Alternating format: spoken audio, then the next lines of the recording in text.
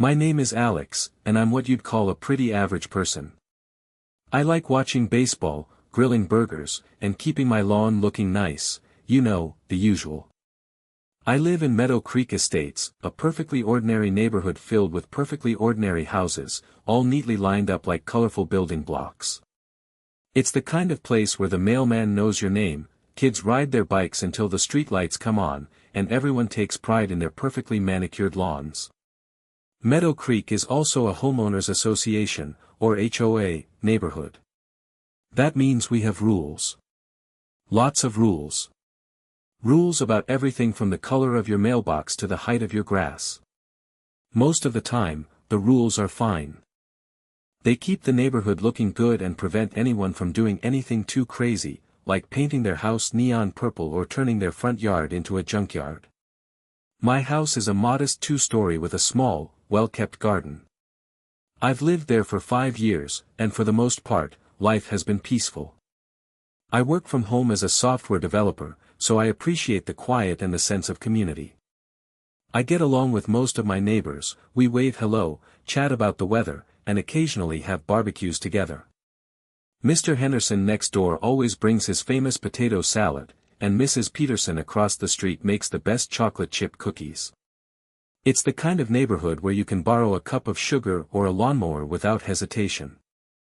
I felt like I had found the perfect spot. A quiet, comfortable place to settle down. The HOA meetings were usually uneventful. We'd discuss landscaping updates, budget allocations, and occasional noise complaints. It was all very civilized, very normal. I never thought my quiet life in Meadow Creek Estates would turn into a showdown involving roof sprinklers and a very angry woman named Karen. But that's exactly what happened. It all started with a wedding, a ridiculous request, and a whole lot of frustration. Before that, life was just baseball, burgers, and perfectly manicured lawns. A happy, normal life. Little did I know, the peace was about to be shattered. And then there was Karen. Every neighborhood has one, right? The person who seems to know everyone's business, the one who's always pointing out perceived rule infractions, the one who makes you double-check your trash cans are perfectly aligned on trash day. In Meadow Creek, that person was Karen. Karen lived 3 houses down, and she was a force of nature, or maybe a force of nitpicking. She was on the HOA board, a position she wielded with the enthusiasm of a medieval knight wielding a broadsword. Nothing escaped her notice.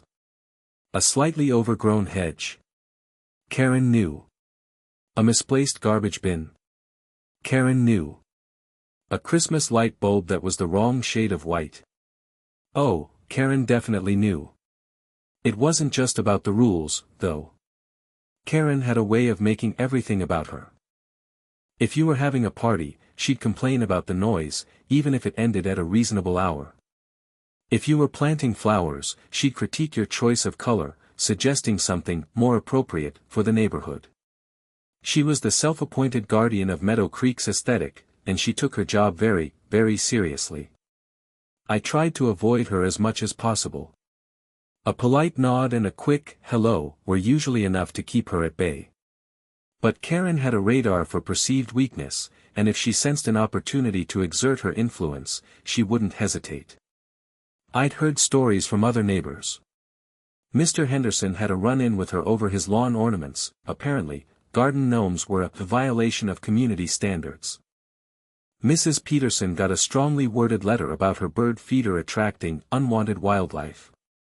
Everyone had a Karen story.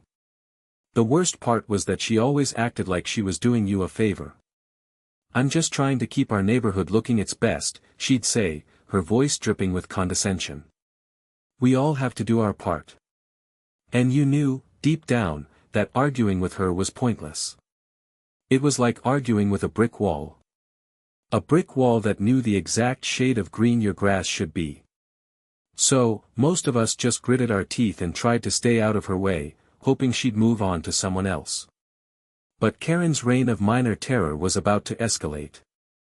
It wasn't enough that she scrutinized our lawns and our holiday decorations, she was about to set her sights on something far more personal, my shower. And that, as they say, is when things really started to get interesting. Or, more accurately, infuriating. The wedding announcement came via a brightly colored flyer stuck in everyone's mailbox. "You're invited," it proclaimed in swirling, glittery letters. "Karen's daughter, Brittany, is getting married." The flyer went on to detail the date, time, and location, Karen's house. Now, I'm not against weddings. In fact, I enjoy a good celebration. But holding a wedding in a residential neighborhood, especially Karen's house, seemed like a recipe for disaster. Her house wasn't exactly huge, and the thought of dozens of wedding guests descending upon our quiet street filled me with a sense of dread. My suspicions were confirmed almost immediately. The week leading up to the wedding was chaos. Delivery trucks were constantly blocking the street, dropping off tents, tables, chairs, and what looked like enough flowers to fill a botanical garden. Karen was everywhere, directing traffic, barking orders, and generally making everyone's lives miserable. Parking became a nightmare. Guests started arriving days early, parking their cars haphazardly on lawns, blocking driveways, and generally ignoring all posted signs. I saw Mr. Henderson nearly get into a fender bender trying to back out of his driveway because a stretched limousine was blocking his view. Mrs. Peterson's prize-winning roses were trampled by a gaggle of bridesmaids taking selfies. The noise was constant. Loud music blared from Karen's house at all hours, and the sounds of construction and frantic preparations filled the air. I tried to work, but it was impossible to concentrate with the constant commotion. I even considered going to a coffee shop just to get some peace and quiet, but I knew Karen would probably find a way to complain about that too. I wasn't the only one who was annoyed. I heard grumbling from other neighbors, all of whom were equally inconvenienced by the wedding preparations. We exchanged weary glances and knowing sighs, silently commiserating over Karen's latest act of neighborhood disruption. We knew that once the wedding was over, things would eventually return to normal. But until then, we were all just trying to survive the Karen-induced wedding apocalypse. And then, just when I thought things couldn't get any worse, Karen came knocking on my door. And that's when she asked me about the shower. The request that would ultimately lead to the roof sprinklers and a whole lot of soapy water. The request that would solidify my place in Meadow Creek Estate's history, not as just another average homeowner, but as the guy who finally stood up to Karen. Karen stood on my porch, a forced smile plastered on her face. She was wearing a floral dress that was a little too tight and a pair of sunglasses perched precariously on her head. "Alex," she said, her voice dripping with that familiar condescension. "I need a little favor." I braced myself. I had a feeling this favor wasn't going to involve borrowing a cup of sugar. "What's up, Karen?" I asked, trying to keep my tone neutral. "Well," she began, "as you know, Brittany's wedding is this weekend, and we're expecting a lot of guests. More than my house can comfortably accommodate, you see." I nodded slowly, waiting for the other shoe to drop. "The thing is," she continued, "my guest bathroom, well, it's just not up to par. The showerhead is a bit old, the water pressure isn't the best, and frankly, it's just not suitable for my guests." I raised an eyebrow. "Okay." Karen took a deep breath and plunged ahead. "So, I was wondering if it would be possible for some of my wedding guests to use your shower." I stared at her, speechless. Had I heard her correctly? She wanted my shower, for her wedding guests, because her shower wasn't good enough. The audacity was astounding. "You want my guests to use my shower?" I repeated, just to make sure I wasn't hallucinating from wedding-induced stress. "Yes," Karen said, as if it were the most reasonable request in the world. "Just for a few hours on Saturday. They'll be very quick and tidy, I promise. And of course," she added with a saccharine smile, "I'll make sure they bring their own towels." I couldn't believe what I was hearing. Not only was she disrupting the entire neighborhood with her wedding, but now she wanted to invade my personal space and use my shower as a public restroom for her pampered guests. My initial annoyance was quickly turning into simmering rage. Karen, I said, trying to keep my voice calm, I appreciate you asking, but I'm really not comfortable with that. It's a bit too much to ask, even for a neighbor. Her smile vanished, replaced by a look of icy disdain. But Alex, she said, her voice hardening, it's just a shower. And it would really help me out. Think of it as contributing to the community. That's when I knew this wasn't just a request. It was a demand. And it was about to get a whole lot worse. Karen, I really can't, I repeated, trying to sound firm but still polite.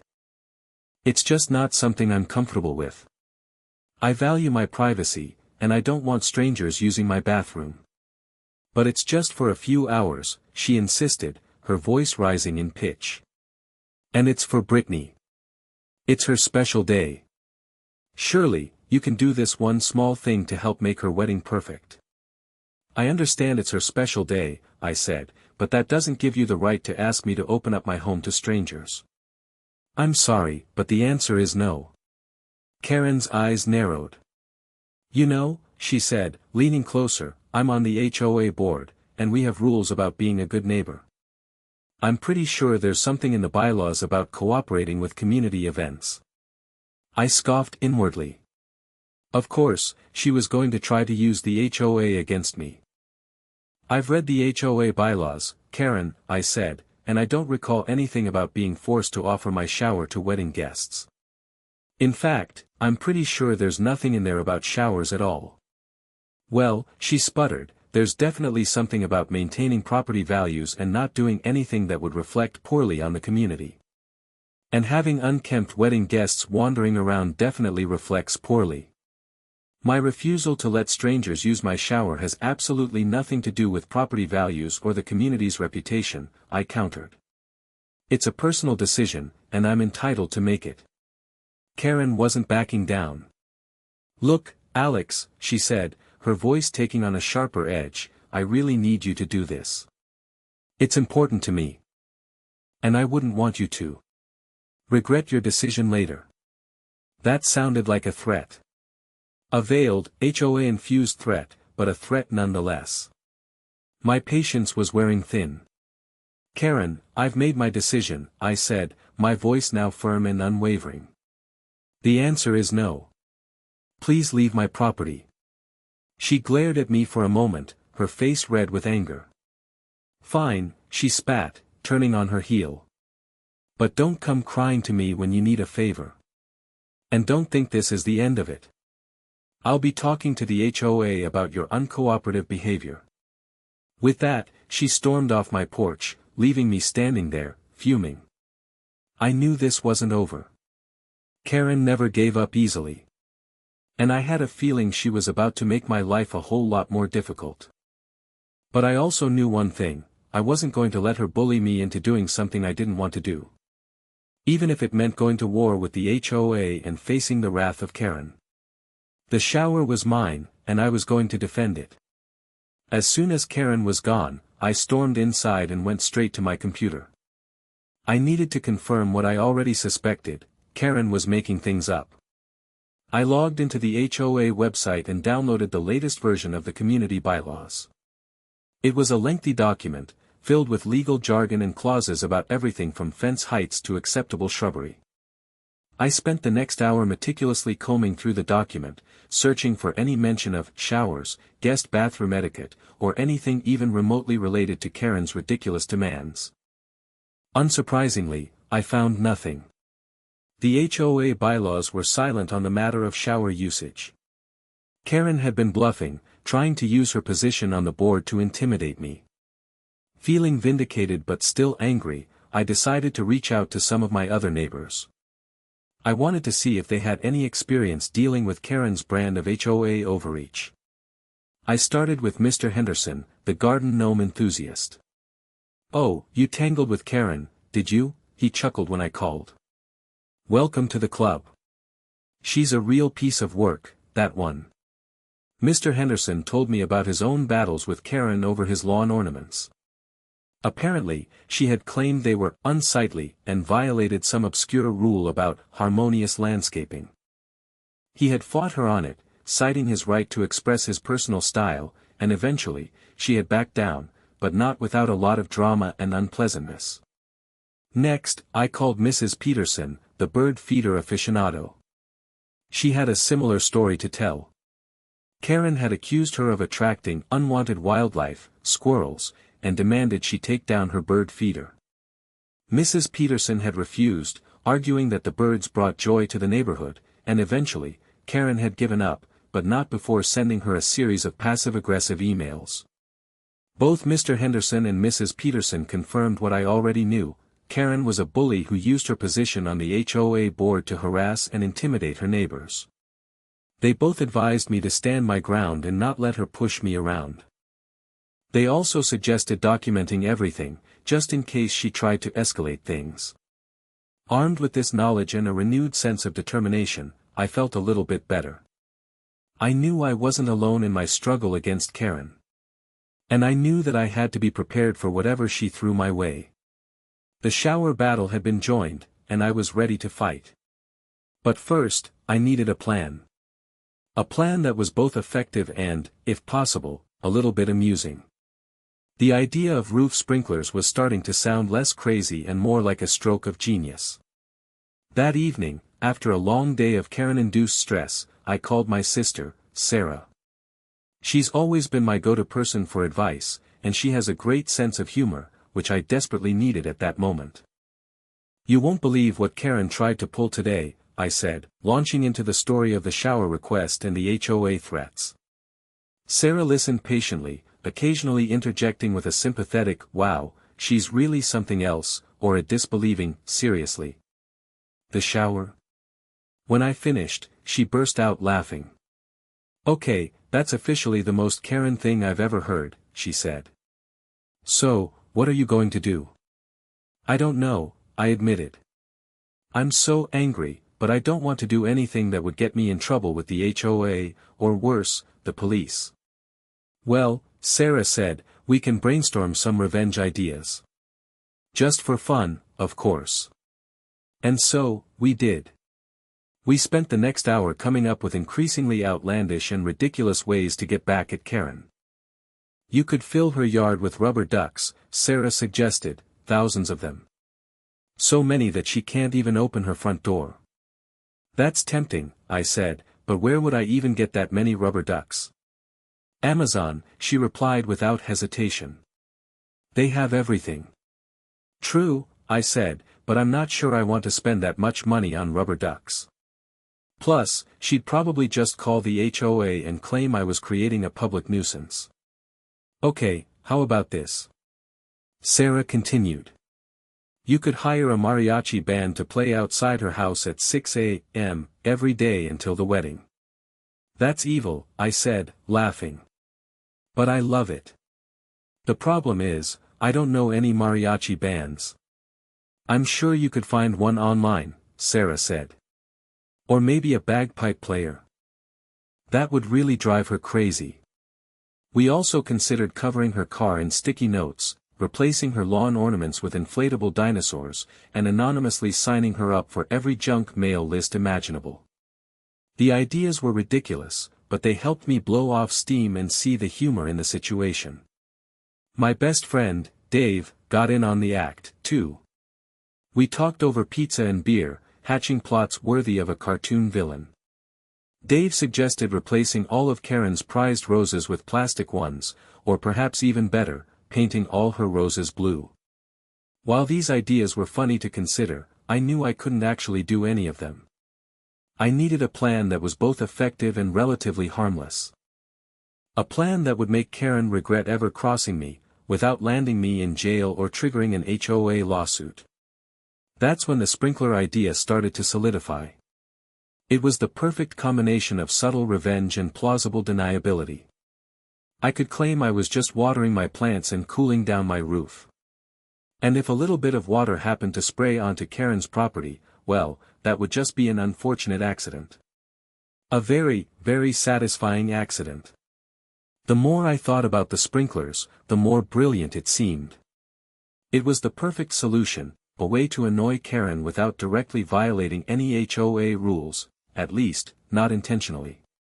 I could claim I was just trying to keep my roof cool and water my newly planted flower boxes. Any accidental overspray onto Karen's property would be purely coincidental. The key was to make it look legitimate. I couldn't just slap some sprinklers on the roof and call it a day.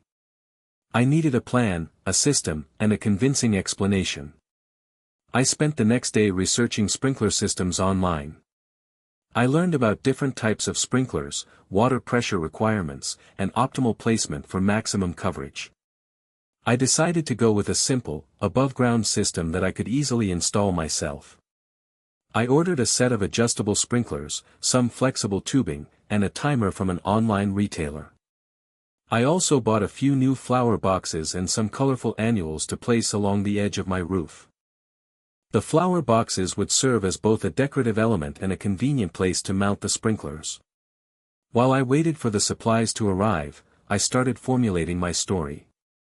I would tell anyone who asked that I was concerned about the heat damaging my roof and that the sprinklers were a preventative measure. I would also emphasize the importance of keeping my flower boxes watered, especially during the hot summer months.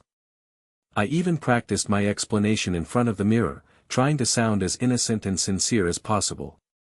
"Oh, the sprinklers?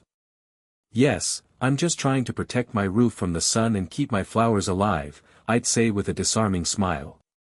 "It's amazing how much hotter the roof gets in the summer. And these flowers need a lot of water, you know."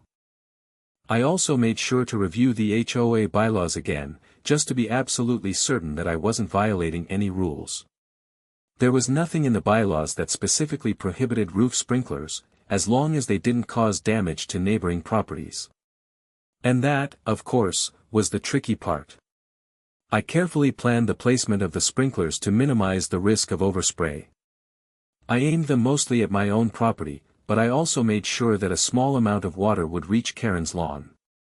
Just enough to be annoying, but not enough to cause any real damage. It was a delicate balance, a fine line between harmless watering and intentional harassment. But I was confident that I could pull it off. I was ready to unleash my sprinkler system on Karen and her wedding guests. And I couldn't wait to see the look on her face when she realized what I had done. The shower request had been denied, but the sprinkler revenge was about to begin. The sprinkler supplies arrived in a series of large cardboard boxes, which I strategically left on my front porch for maximum visibility. I wanted Karen to see what I was up to plant the seed of doubt in her mind. Let her wonder if I was really just trying to water my flowers or if something more sinister was afoot. The installation process itself was surprisingly straightforward. I started by assembling the flower boxes and filling them with potting soil. I chose a mix of colorful annuals, petunias, impatiens, and geraniums, to create a visually appealing display. I carefully arranged the flowers in each box, making sure they were evenly spaced and would get plenty of sunlight. Next, I carried the flower boxes up to the roof, one by one. It was a bit of a workout, but I managed to get them all in place without any major mishaps. I positioned the flower boxes along the edge of the roof, making sure they were securely anchored and wouldn't fall off in a strong wind. Then came the fun part, installing the sprinklers. I attached the adjustable sprinkler heads to the flexible tubing, making sure the connections were tight and leak-proof. I ran the tubing along the roof, connecting it to a garden hose that I had snaked up from the ground. I carefully positioned the sprinkler heads, aiming them mostly at my own roof and flower boxes, but also making sure that a gentle spray would reach Karen's property. It was a delicate balancing act, requiring precise adjustments and a keen eye for detail. As I worked, I made sure to smile and wave at any neighbors who happened to be outside. I wanted to project an image of harmless domesticity, to reinforce the idea that I was just a regular guy taking care of his home. When Mr. Henderson stopped by to admire my handiwork, I made sure to emphasize the importance of roof cooling. "Did you know that a cool roof can save you money on your energy bill?" I asked him with a knowing wink. "It's true. And these flowers need a lot of water, especially in this heat." Mrs. Peterson also expressed interest in my sprinkler system. "That's a clever idea," she said. "I might have to try that myself. My roof gets so hot in the summer." I even saw Karen peering out her window as I adjusted the sprinkler heads. She gave me a suspicious look, but I just smiled and waved. "Just watering my flowers, Karen," I called out cheerfully. "And keeping the roof cool." The entire installation process took about. The day of Brittany's wedding dawned bright and sunny, a perfect day for a celebration, or a sprinkler activation. I woke up early, feeling a mix of excitement and trepidation. Today was the day I would put my plan into action. Today was the day I would unleash the roof sprinklers on Karen and her unsuspecting wedding guests. I spent the morning monitoring the situation from my living room window. I watched as cars began to arrive, parking haphazardly along the street and on people's lawns. I saw Karen scurrying around, directing traffic and barking orders, her face a mask of stress. The wedding guests were a mixed bag. Some were dressed in elegant gowns and sharp suits, while others were sporting more casual attire. Many of them seemed confused about where to park, where to go, and what to do. As the ceremony drew closer, the crowd grew larger and the atmosphere became more chaotic. The noise level increased, with music blaring from Karen's house and guests chattering loudly. It was exactly the kind of scene that I had been dreading. I kept a close eye on the sprinkler system, making sure everything was in working order. I checked the water pressure, adjusted the sprinkler heads, and set the timer. I wanted to make sure that everything would go according to plan. The plan was simple: wait for the right moment, then activate the sprinklers. The right moment could be anything: a group of guests congregating on Karen's lawn, a particularly obnoxious parking situation, or simply when I felt like it. I knew that I couldn't just turn on the sprinklers randomly. I needed to be strategic, to maximize the impact and minimize the risk of getting caught. I also wanted to make sure that I had a good excuse, just in case Karen came knocking on my door. "Oh, the sprinklers. I'm just watering my flowers and cooling down my roof," I would say with my most innocent smile.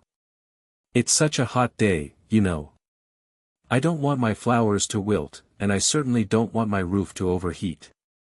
I spent the entire morning pacing back and forth, my nerves on edge. I felt like a spy on a stakeout, waiting for the perfect opportunity to strike. The anticipation was almost unbearable. Finally, as the wedding ceremony began, I saw my chance. A large group of guests had gathered on Karen's front lawn, blocking the sidewalk and spilling onto my property. They were laughing and talking loudly, oblivious to the fact that they were about to get a rude awakening. This was it. The moment of truth. I took a deep breath, walked over to the hose, and turned on the water. The sprinklers sprang to life, spraying a gentle mist of water over my roof, my flower boxes, and Karen's wedding guests. The sprinkler revenge had begun. Before I even activated the sprinklers, the wedding guests were already pushing my buttons. Despite the very clear "no parking" signs I had strategically placed on my lawn, several cars pulled right onto the grass, crushing my carefully manicured turf.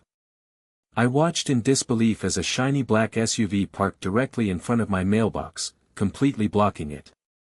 The driver, a woman in a ridiculously large hat, emerged from the vehicle, completely oblivious to the fact that she was trespassing and obstructing my mail delivery. Another car, a vintage convertible, parked halfway on my lawn and halfway on the sidewalk, forcing pedestrians to walk in the street. The occupants, a group of young men in tuxedos, piled out of the car, laughing and joking loudly, seemingly unaware of the inconvenience they were causing. I gritted my teeth and resisted the urge to confront them. I knew that getting into a shouting match with Karen's wedding guests would only escalate the situation and make me look like the bad guy. Besides, I had a much better plan in mind. The blatant disregard for my property was infuriating. It was as if Karen's guests felt entitled to park wherever they pleased, consequences be damned. They were treating my lawn like a public parking lot, and I wasn't about to stand for it. I had put up the "no parking" signs for a reason. I valued my lawn, my privacy, and my right to enjoy my property without being inconvenienced by inconsiderate wedding guests. And I wasn't going to let Karen's wedding turn my life into a parking nightmare. The parking situation was the final straw. It was the tipping point that pushed me over the edge and convinced me to activate the sprinklers. I had been waiting for the right moment, and this was it. The guests were disrespecting my property, ignoring my signs, and generally making my life miserable. It was time for them to pay the price. As I turned on the water, I couldn't help but smile. The sprinklers were about to deliver a much-deserved dose of watery justice to Karen's entitled wedding guests. And I was about to enjoy every minute of it. The parking violation was the perfect pretext for my sprinkler revenge. It gave me a legitimate reason to activate the system and a plausible deniability in case anyone complained. The stage was set, the actors were in place, and the curtain was about to rise on the main event, the sprinkler spectacular. And I, the humble homeowner, was about to become the director of this watery masterpiece. The water surged through the hose, and the sprinklers sputtered to life, sending a fine mist into the air. It was a beautiful sight, a symphony of water and sunlight. Or, at least, that's how I saw it. The wedding guests, however, had a different perspective. At first, they didn't seem to notice the sprinklers. They were too busy chatting and laughing, enjoying the festive atmosphere. But as the water began to soak their clothes and dampen their hair, their expressions quickly changed. A collective gasp rippled through the crowd. Heads turned upward, eyes widening in surprise. And then, the chaos began. Screams erupted as guests scrambled to get out of the way of the water. Some ran for cover under the nearby trees, while others dashed towards Karen's house, seeking refuge from the unexpected shower. The woman in the ridiculously large hat shrieked as her elaborate headwear became saturated with water, causing it to droop and wilt. The young men in tuxedos cursed loudly as their perfectly pressed suits were ruined by the spray. Even the cars parked on my lawn weren't spared. The sprinklers rained down on their shiny surfaces, leaving streaks of water and soap scum. It was a beautiful sight to behold. Of course, I had no intention of soaking anyone. It was all just a terrible accident. A completely unforeseen consequence of my perfectly innocent attempt to water my flowers and cool down my roof. Or so I would claim. In reality, I had carefully adjusted the sprinkler heads to ensure that a generous amount of water would reach Karen's lawn and her wedding guests. I had even added a touch of dish soap to the water, just to make things a little more interesting. As I watched the chaos unfold from my living room window, I couldn't help but laugh. It was the most satisfying moment I had experienced in a long time. Karen's wedding was being disrupted, her guests were being soaked, and I was getting away with it scot-free. The sprinklers continued to spray, drenching everything in their path. The wedding guests continued to scream and scramble, their elegant attire now clinging to their bodies. And I continued to laugh, enjoying the sweet taste of revenge. It was a perfect moment, a symphony of chaos and satisfaction. And it was all thanks to Karen and her ridiculous request for my shower. The sprinklers were my way of saying no, loud and clear. And they were doing a damn good job of it. It wasn't long before Karen came storming over, her face a mask of fury, her once immaculate dress now clinging to her body like a wet rag. She looked like a drowned rat, and I couldn't have been happier. She marched onto my porch, dripping water and rage, and pounded on my door. "Alex," she screamed. "What do you think you're doing?" I opened the door, feigning surprise. "Karen. What's wrong? You look like you've been swimming." "The sprinklers," she shrieked, pointing accusingly at the roof. "They're spraying everyone. You're ruining my daughter's wedding." I widened my eyes in mock innocence. "Sprinklers? Oh, those. I'm just watering my flowers and cooling down my roof. It's such a hot day, you know." "But they're spraying my guests," she protested, her voice reaching a fever pitch. "They're soaking their clothes and ruining their hair." "Oh dear," I said, trying to sound concerned. "I'm so sorry. I had no idea they were spraying that far. It must be the unpredictable weather." The wind has been acting up all morning. Unpredictable weather, she scoffed. It's a perfectly sunny day. You did this on purpose, didn't you? You're trying to sabotage my daughter's wedding. Karen, please, I said, putting on my most disarming smile. Why would I do that? I'm just trying to be a good neighbor and take care of my property. These new plants need a lot of water, you know. And a cool roof saves energy. It's all perfectly reasonable. Reasonable, she screamed. There's nothing reasonable about soaking my wedding guests. You're going to pay for this, Alex. I'm going to report you to the HOA. I'm going to sue you for damages. Karen, please calm down, I said, raising my hands in a gesture of peace. I'm sure we can work this out. Maybe I can adjust the sprinklers so they don't spray so far. But you have to admit, my flowers look beautiful, don't they? She glared at me, her eyes blazing with anger. You're a monster, Alex, she hissed. A heartless monster. I'll never forgive you for this. With that, she stormed off my porch, leaving a trail of water and fury in her wake. I watched her go, a smug smile on my face. The confrontation had gone exactly as I had planned. I had feigned ignorance, blamed the weather, and emphasized the need to water my plants. It was the perfect alibi. As Karen disappeared back into the wedding chaos, I couldn't help but feel a sense of triumph. I had stood up to the HOA Karen, and I had won. The shower request had been denied, and the sprinkler revenge had been served. And it tasted oh so sweet. The rest of the wedding was, to put it mildly, a disaster. The sprinklers had caused a significant disruption, and the guests were not happy. Many of them were visibly annoyed, their clothes soaked and their hair ruined. The woman in the ridiculously large hat was particularly upset. She spent the rest of the afternoon huddled under a tree, trying to salvage her ruined headwear. The young men in tuxedos were equally disgruntled, their once pristine suits now stained with water and soap. The wedding ceremony was delayed as guests scrambled to dry off and repair their attire. The photographer had a field day capturing the chaos, and I'm sure the wedding album will be filled with hilarious, and slightly embarrassing, photos of the soaked wedding party.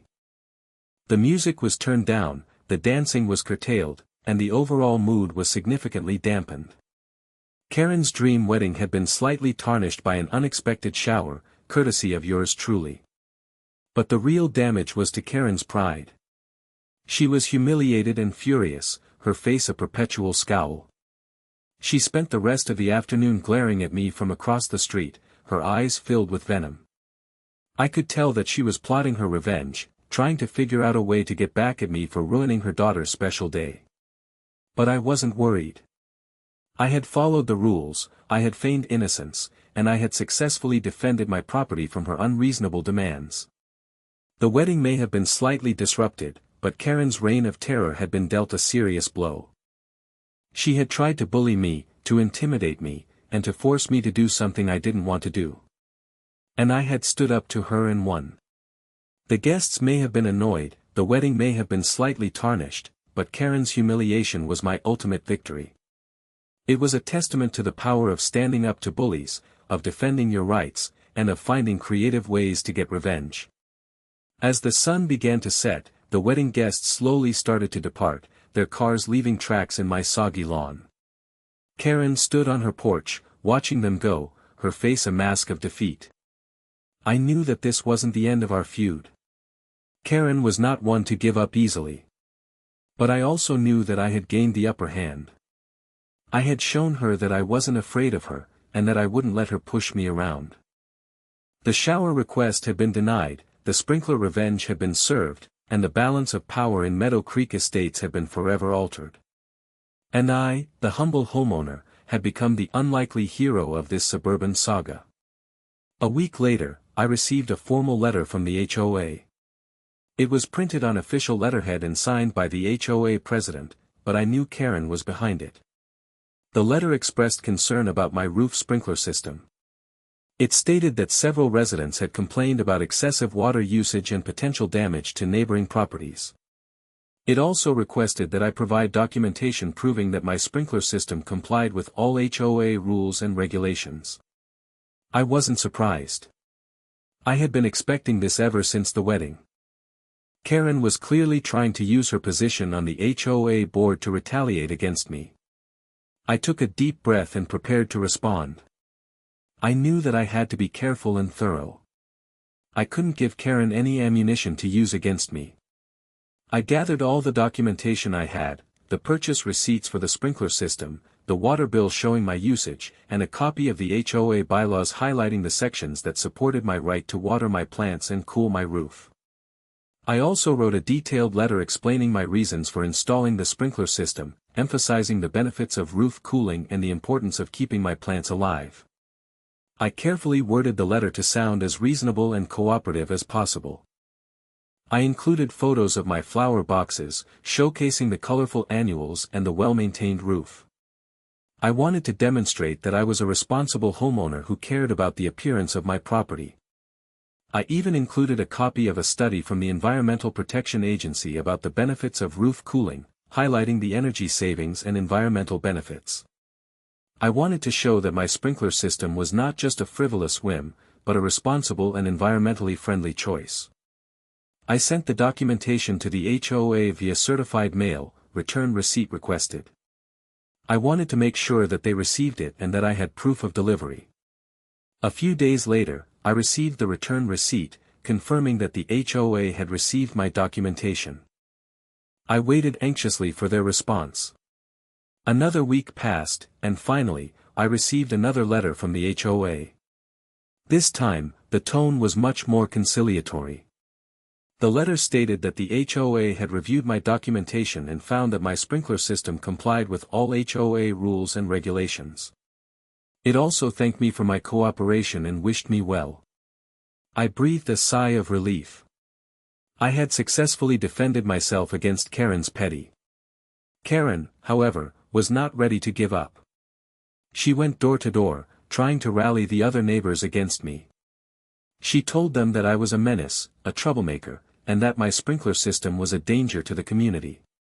She claimed that I was wasting water, damaging property, and creating a safety hazard.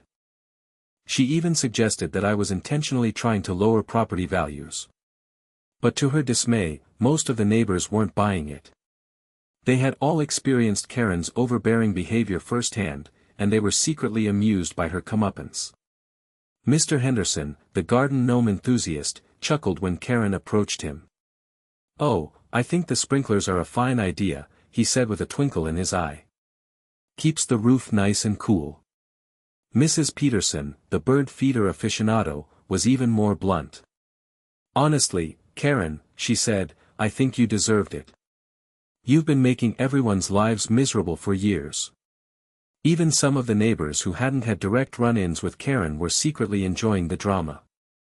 They saw it as a much-needed dose of entertainment in their otherwise quiet suburban lives. They whispered and gossiped about the wedding, the sprinklers, and Karen's humiliation. They exchanged knowing glances and suppressed smiles whenever Karen walked by. Karen was furious. She couldn't believe that her neighbors weren't supporting her. She had always thought of herself as a respected member of the community, but now she realized that most people saw her as a busybody and a bully. She tried to organize a neighborhood meeting to discuss the sprinkler situation, but only a few people showed up, and they mostly just wanted to hear the gossip. She even tried to circulate a petition demanding that I remove the sprinkler system, but she couldn't get enough signatures to make it worthwhile. Karen's attempts to rally the neighbors against me had backfired spectacularly. Instead of turning them against me, she had only succeeded in further isolating herself. The sprinkler revenge had not only humiliated Karen, but it had also exposed her for what she was, a petty, vindictive, and unpopular neighbor. And that was a victory even sweeter than the watery chaos at the wedding. As the weeks passed, Karen became increasingly withdrawn and isolated. She stopped attending HOA meetings, she stopped criticizing her neighbors, and she even stopped mowing her lawn as meticulously as she used to. It was as if the sprinkler revenge had broken her spirit, had robbed her of her power, and had transformed her from the neighborhood bully into a sad and lonely figure. And while I didn't exactly feel sorry for her, I did recognize that her reign of terror was finally over. In the aftermath of the sprinkler incident, I became something of a local hero in Meadow Creek Estates.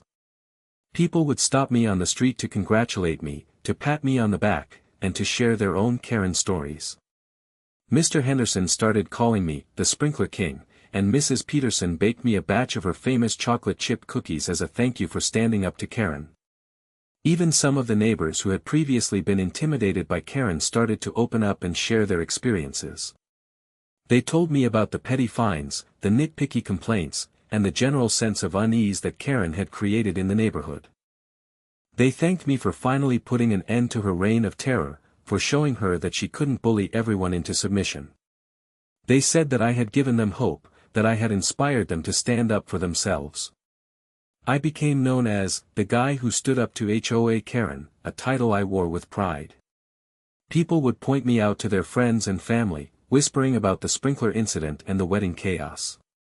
I even started receiving invitations to neighborhood barbecues and potlucks, events that I had previously avoided because of Karen's presence. It was as if the sprinkler incident had broken down the social barriers in the neighborhood, creating a sense of camaraderie and shared experience. I found myself enjoying the newfound attention and the sense of community that had emerged in the wake of the sprinkler revenge. I had always been a friendly and approachable person, but now I was seen as a symbol of resistance, a champion of the underdog. I started attending HOA meetings again, but this time, I was treated with respect and admiration. People listened to my opinions, valued my input, and even asked for my advice on various neighborhood issues. I realized that the sprinkler incident had not only changed Karen, but it had also changed me. I had discovered a newfound sense of confidence and a willingness to stand up for what I believed in.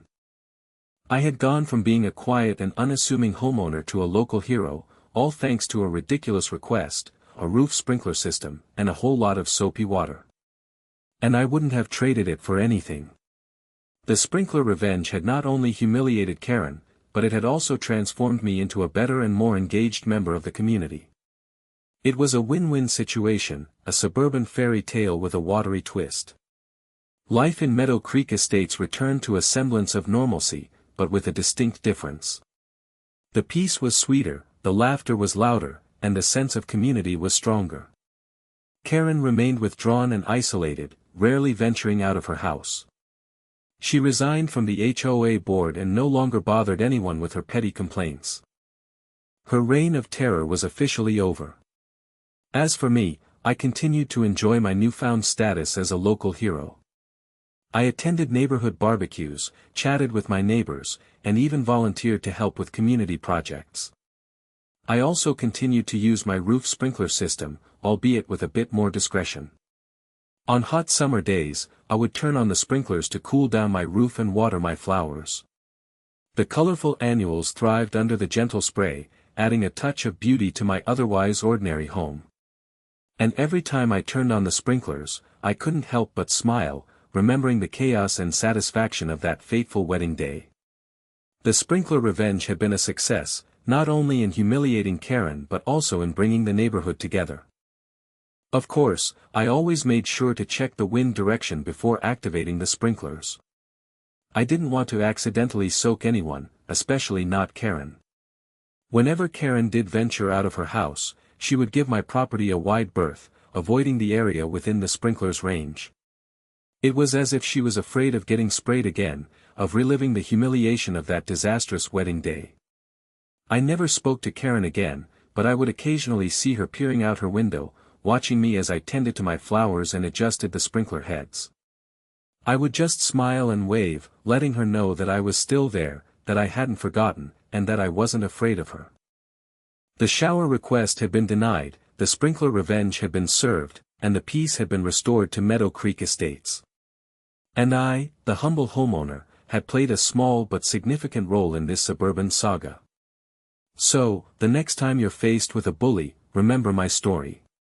Remember that even the most ordinary person can stand up to injustice, that even the most ridiculous situation can be turned into a triumph, and that sometimes, all it takes is a little bit of water to wash away the negativity and bring a community together. And if you ever find yourself needing to cool down your roof and water your flowers,